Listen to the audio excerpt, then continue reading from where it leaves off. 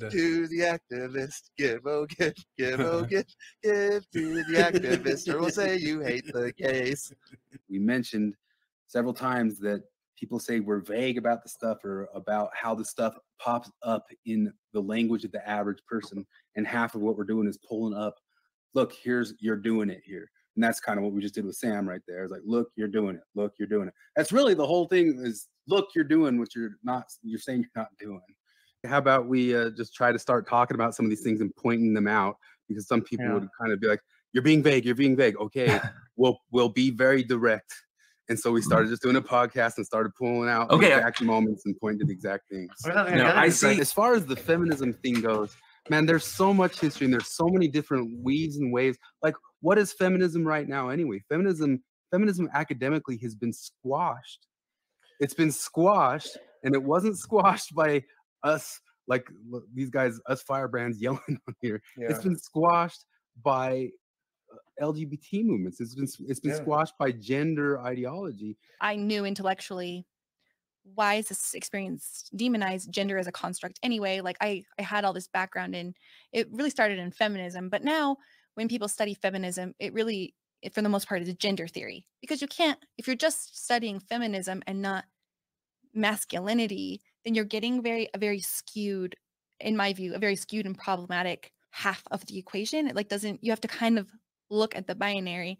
So deconstruct the binary. Yeah. The gender binary. Unlearn. It's not just, I know a lot of women who, oh gosh, this is going to sound condescending, who fancy themselves feminists, and they are learning feminist principles, but what they are not able to do, because of all kinds of different things in their lives, is unlearn the binary.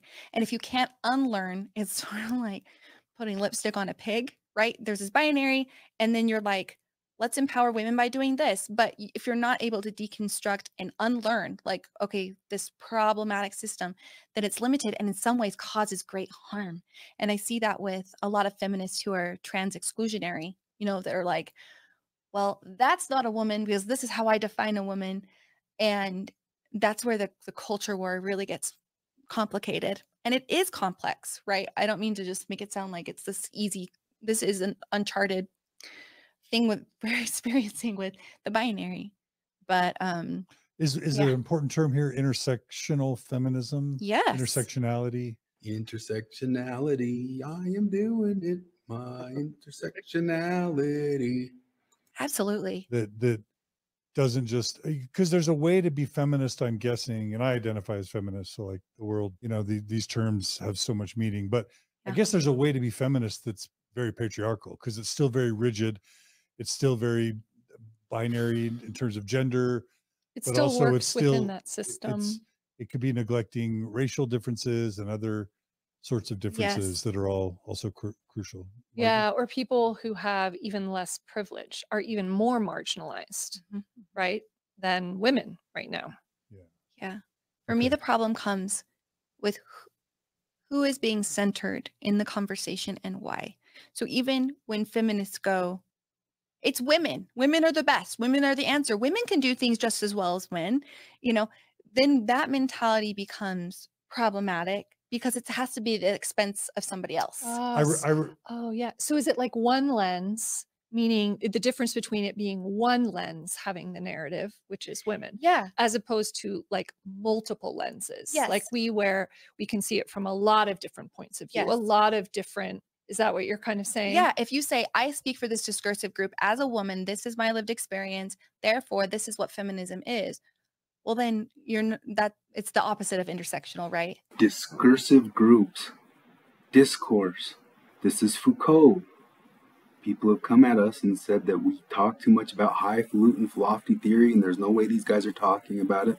They are talking about it. Lived experience, discourse, intersectionality. This is all right out of the applied postmodernism that we talk about. We haven't been lying. Because intersectional would be, what is it like to live as a Black woman? Yes. I will never know that. I will not know what it's like to live as an Indigenous woman. I will not know what it's like to live as a trans woman. I won't. And so if your feminism is based on your experience alone, then you are excluding and you're not intersecting, right, with all of these lived experiences. And because the gender binary is so complex, I think it comes at a great cost to do that.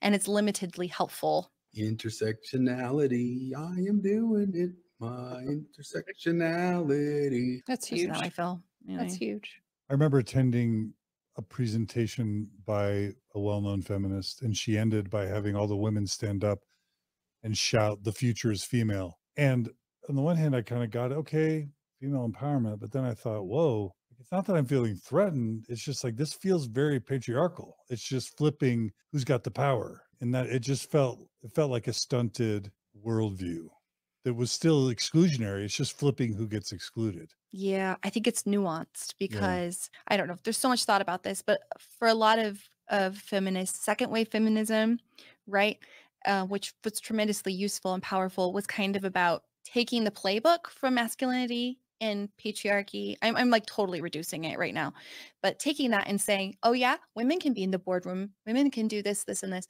which is true. Of course we can. It's limited in a sense because if you are doing that to a certain degree, you're taking everything that's quote unquote feminine, all the things we code feminine, and you're kind of downgrading them a little bit.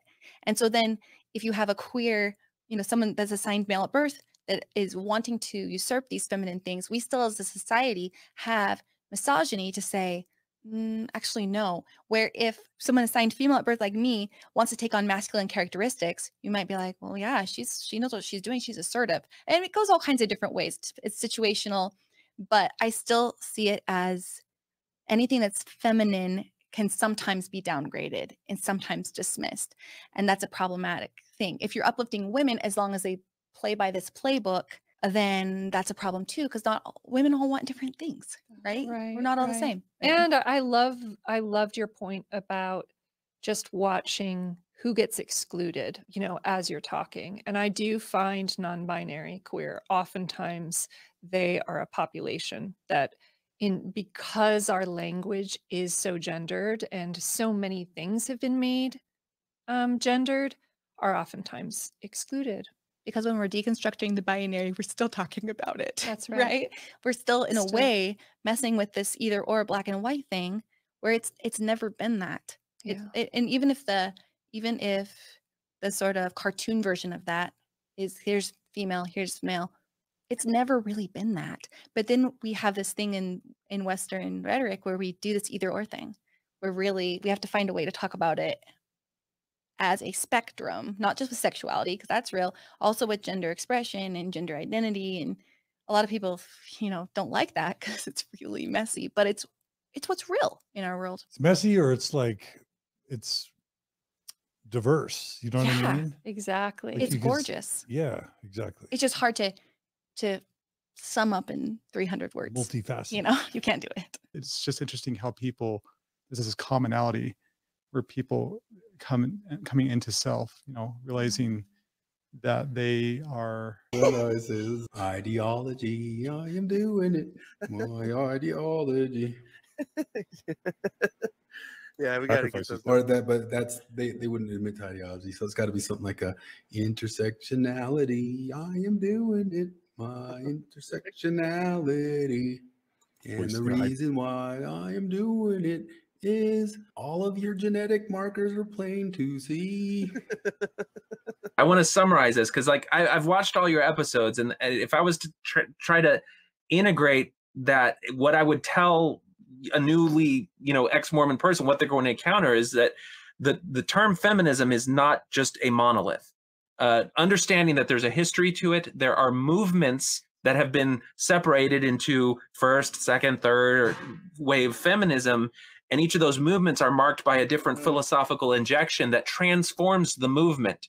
And if you look at the movements and identify the principles that drove each movement, you may find principles that you resonate with, that you believe in, and challenge then, as you study the history of the movement, what these new principles that get injected in them, and see if they comport with those first principles. Because what you're going to find is that, particularly at the injection of intersectionality and postmodernism into the modern iteration of feminism, it becomes something altogether different. And that's why you have the infighting where one side has branded the others radical and trans exclusionary, and the other ones have, you know, considered themselves to be the enlightened ones.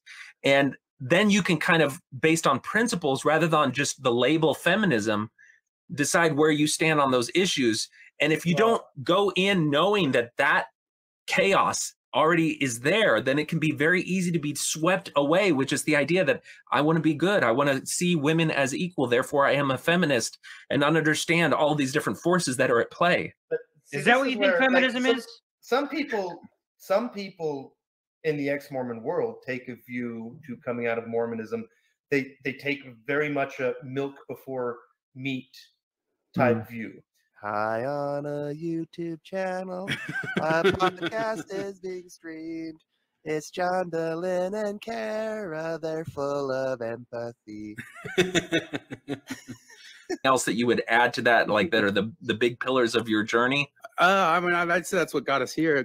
It's what got us to say, hey, how about we just try to start talking about some of these things and pointing them out?